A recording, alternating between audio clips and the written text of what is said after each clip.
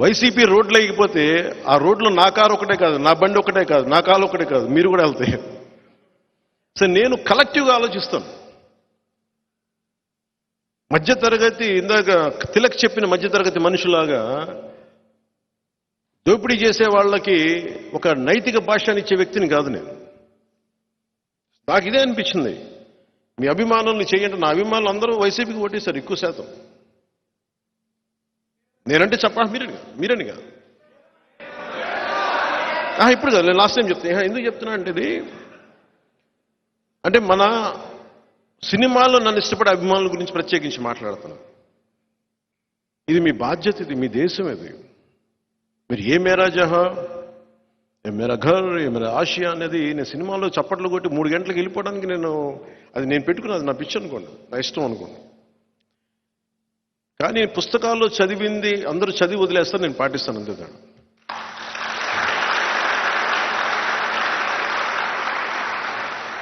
ఇది నేను పెట్టుకుంది ఎక్కడ మారాలి. ఇది ఒక ప్రయత్నం అయితే చేద్దాం. ప్రతి ఒక్కళ్ళు ఏమంటాం, సినిమాలో జరిగింది మనకి నిజ జీవితంలో జరగదు. ఎందుకు జరగదు? ఇదే సినిమాల్లో మీరు గంగతో రాంబాబా, గంగతో రాంబాబా, ఇది గంగవరం వస్తుంది. మత్స్యకారుల గురించి మాట్లాడే గంగ అంటే గంగవరం వస్తుంది తప్ప కెమెరామెన్ గంగతో రాంబాబు రావట్లా. అంటే నేను అందులో ఒక సీన్ ఉంటుంది, మీరు అందరూ రండి అని సినిమాలో ఎక్కువ చెప్తే అది చాలా మంది అనుకోవచ్చు అలా నిజంగా వస్తారా అని. సినిమాల వరకు సాధ్యమే కానీ నిజ జీవితంలో జరుగుద్దా అని చాలా మందికి ఒక ఇది ఉంటుంది. అది పవన్ కళ్యాణ్ జీవితంలో అయితే జరుగుతుంది. ఇది అంటే నేను ఏం ఆశించను. Be the change you want to B.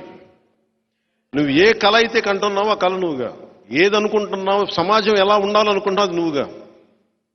నేను ఎవరిని ఏం అడగల, ఎవరిని ఏం ఆశించను. నాతో పాటు నడవమని చెప్పను, నాతో పాటు పోరాటం చేయమని చెప్పను.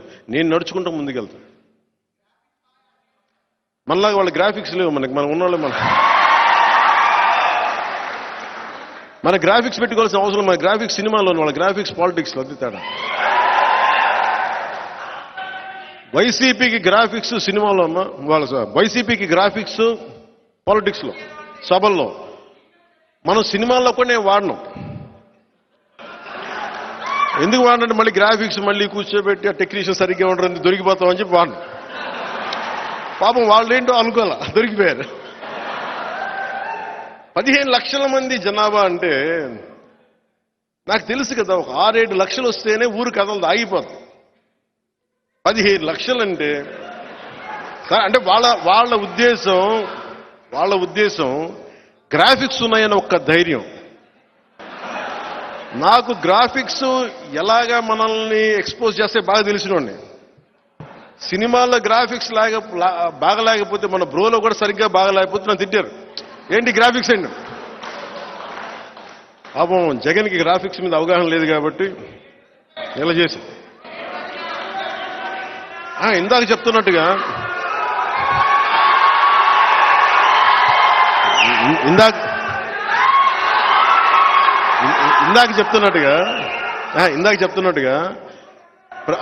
ఒక మధ్యతరగతి మనిషికి